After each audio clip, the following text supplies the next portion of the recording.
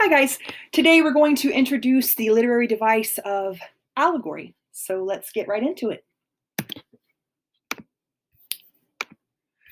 Today you will identify and understand the concept of allegory as it relates to literature. We're going to be connecting your understanding of allegory to two different examples, and we're going to apply your knowledge of allegory as it relates to real-world themes. So let's talk about what an allegory actually is. An allegory is an extended metaphor where aspects of the narrative are used to broadcast wider messages about issues in the real world. So you can do this by using a story, poem, or picture. These reveal a hidden meaning, typically a moral or a political one. And sometimes it can be a spiritual one too. But allegories are kind of like having two stories in one. One of them will be literal, and you'll see the picture and you'll see the character, and then underneath there's a hidden meaning, and the character and the picture and the location and everything inside there will represent something else, oftentimes something in the real world. It can be historical, it can be religious. So an allegory is really an extended metaphor. Everything in the story is symbolic, and the entire storyline is one long extended metaphor. So let's talk about how to identify an allegory so you know for sure that that's what you're looking at, and then to be able to find some real world themes inside of these. So what do I do to find out if I'm looking at an allegory? There's a few different things you're going to be looking for. The first one is symbolism, which should be a basic kind of easy review. Symbolism in allegories, people, places, things, and events can have both a literal and a symbolic meaning.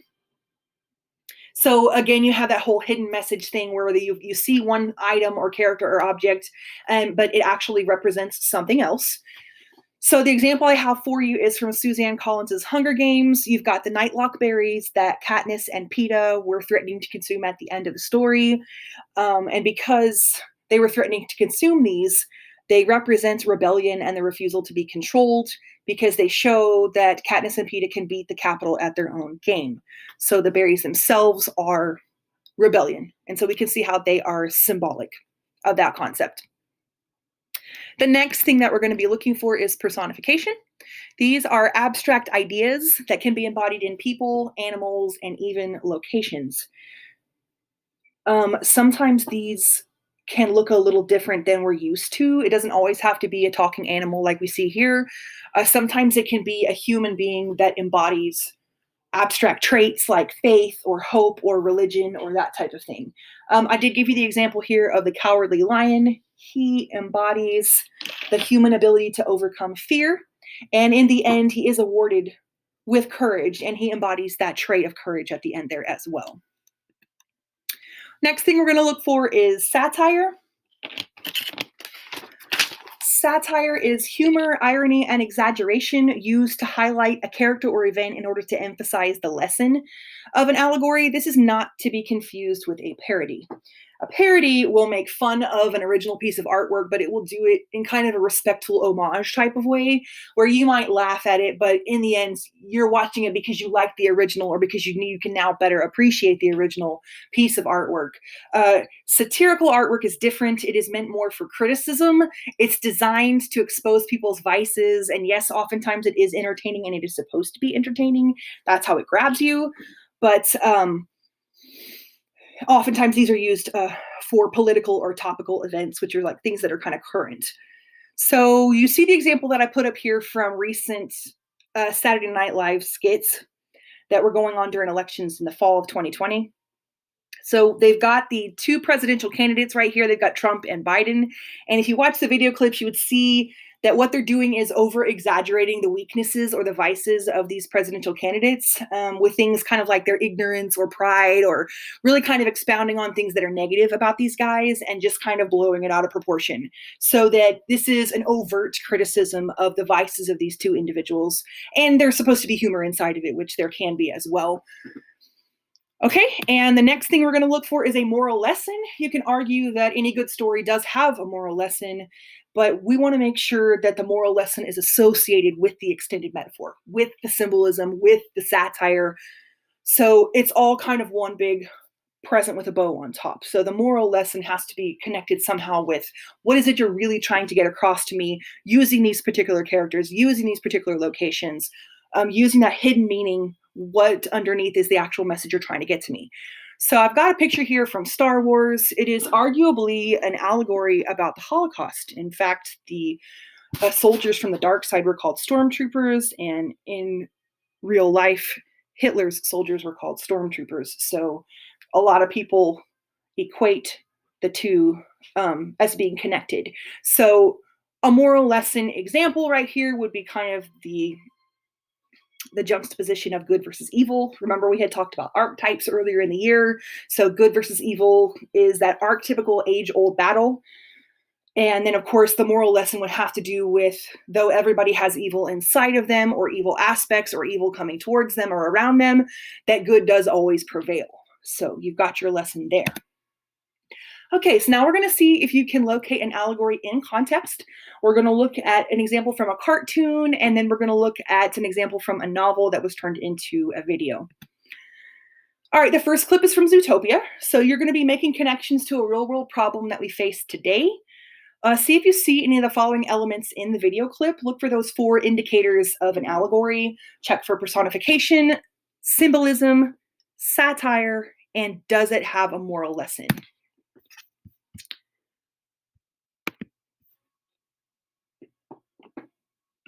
And all I wanted to do was join the Junior Ranger Scouts. So my mom scraped together enough money to buy me a brand new uniform because, by God, I was going to fit in, even if I was the only predator in the troop, the only fox. Okay, Nick. I was going to be part of a pack. Ready for initiation? Yeah, pretty much born ready. I was so proud. Okay, now raise your right paw and deliver the oath. I, Nicholas Wilde, promise to be brave, loyal, helpful, and trustworthy. Even though you're a fox. What? No! What did I do wrong, you guys? No! Please tell me, what did I do wrong? What did I do? If you thought we would ever trust a fox without a muzzle, you're even dumber than you look. Are we gonna cry?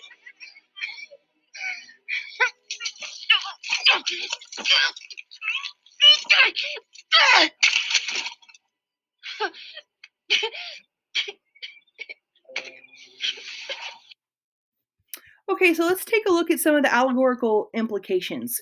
What real-world problem did you identify here? Okay, so let's start with personification. The talking fox is a personification of predators as minorities. You notice that the other animals are the majority, and the predators like Nick are the minority. They're labeled as shifty and untrustworthy in the storyline, and because of that prejudice, Nick's getting bullied, and he isn't welcomed into the Boy Scouts. So the personification is Nick the Fox as minorities. You've got some symbolism. The Junior Ranger Scouts, kind of like the Boy Scouts, represent society because you notice how they outnumber and kind of embody this holistic concept that is against the fox, against the minority. Your satire, there is a criticism of how society treats those who are different by showing the Scouts ganging up on the fox. So it's the whole concept of society ganging up on those who are different, those who are weaker, those they consider less important. And so the satire is criticizing that concept. We notice that the mother struggles with poverty, trying to get him what he really wants, and that he is also silenced with that muzzle. So that can tell us something about the way the minority is treated as well. So the moral lesson here has to do with equality, to treat everyone equally. And then the identifying of the real world problem, we're looking at racial prejudice. Okay, let's take a look at another example. This next one is a video version of George Orwell's novel 1984. He's also the one that wrote Animal Farm. So 1984 was turned into a couple of different film versions, but this is just like the first minute of one of the film versions. And we're just going to look at a little bit of kind of what's going on in the world inside this storyline.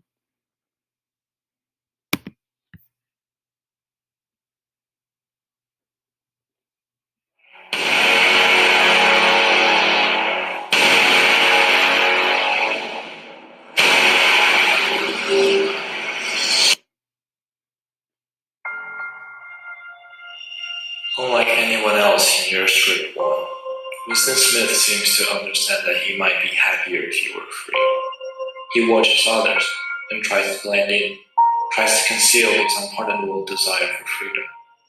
However, he has committed a deadly thought crime. Being a peculiar individual is a telltale instinct. He can't resist the urge to rebel. In writing in the diary, he becomes a thought criminal and considers himself doomed from the very start.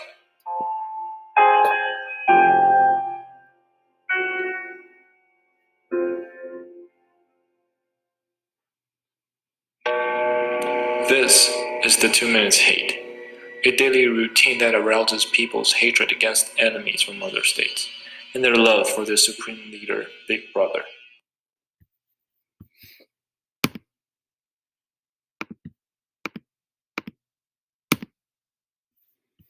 So let's see which elements we see from the video clip 1984, starting with the idea of personification. Big Brother is the guy that was the giant face on the TV screen. He is the embodiment of the government.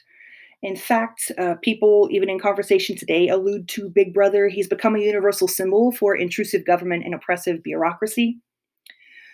So he represents the government, and it's kind of like in an Uncle Sam type of way where the government is personified, but in a very, very negative way. Okay, symbolism. Smith's journal represents individuality and rebellion. You can tell by the way he's hiding it inside the brick and the reference to it that he is not supposed to have it, and he is not supposed to think his own private thoughts or jot them down. So his journal would represent his individuality and rebellion. Does this story have satire? What is it criticizing? It is criticizing the overreaching involvement of the government and the dangers of the government overreaching their power and taking advantage of that in order to manipulate people. And of course, it makes it a crime to think your own private thoughts. So we can see how that's really over-exaggerated. Sorry. The moral lesson. Is there a moral lesson here? There's really a couple. Not to let others suppress your individuality and not to let others control your emotions. You noticed at the end of the clip, there was like a reference to the 2 minutes of hate where they told everyone in society, here's who you can hate. And they just really kind of directed all their negative emotions to who they wanted them to hate. So it is a controlling of their emotions. And so the moral lesson would be not to allow other people to do that. And the real world problem obviously has to do with government oppression and government intrusion. Okay, so let's review. Remember that stories with an allegorical storyline have both a literal and a figurative level, just like you've got the character of Big Brother, the giant face on the TV screen, but he's also a figurative level of the oppression of totalitarian government. So you've got the literal and you've got the figurative. Essentially, you're looking at two stories in one. That is what makes these stories so much fun. It's like a 2-for-1. Okay, so here's some special thanks to a couple of resources that I used. And thank you so much for watching my video. Have a great day.